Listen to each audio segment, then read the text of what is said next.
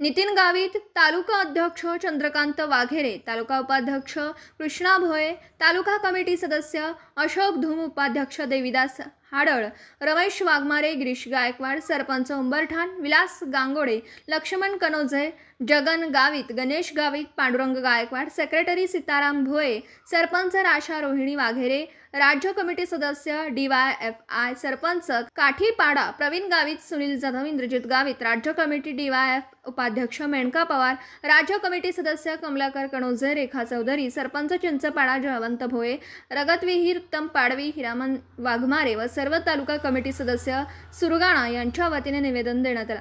सदर मागणीचे त्वरित दखल न घेतल्यास तीव्र आंदोलन छेडण्याचा इशारा DYFI संघटनेच्या वतीने गट शिक्षण अधिकारी, गट विकास अधिकारी सुरगाणा यांना देण्यात आला। याची दखल जिल्हा प्रशासन, नाशिक शिक्षण विभाग यांनी घ्यावी। प्राथमिक शाळेतील शिक्षकांच्या बदल्यांचा वारा चालू आहे। 6 टप्पे पूर्ण झालेले आहेत, बऱ्याच शिक्षकांच्या बदल्या झालेल्या आहेत आणि 7वा टप्पा आता बदल्यांचा होणार होता। तोपर्यंत काही शिक्षक आदिवासी भागामध्ये यायला तयार नसल्यामुळे ते कोर्टामध्ये गेले आणि ते स्थगिती आलेले आहे। आमचं सुरगाणा तालुक्याच्या वतीने DYFI संघटनेच्या वतीने एवढंच म्हणणं आहे का जे आदिवासी पोरं आहेत ते शिकले पाहिजे, म्हणून स्थानिक तालुका लेवलला ज्या बदल्या झालेल्या आहेत ते शिक्षकांना कार्यमुक्त करावं। परंतु जे शिक्षक बाहेरून ह्या तालुक्यात सुरगाणा तालुका, कळवण, त्र्यंबकेश्वरमध्ये येणार होते ते जर आलेत नाही, रुजू होत नाही, तोपर्यंत इथल्या शिक्षकांना शासनाने कार्यमुक्त करू नये।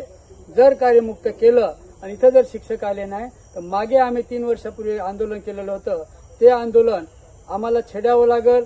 ह्या आदिवासी पोरांसाठी शिक्षणासाठी आम्हाला लढावं लागेल।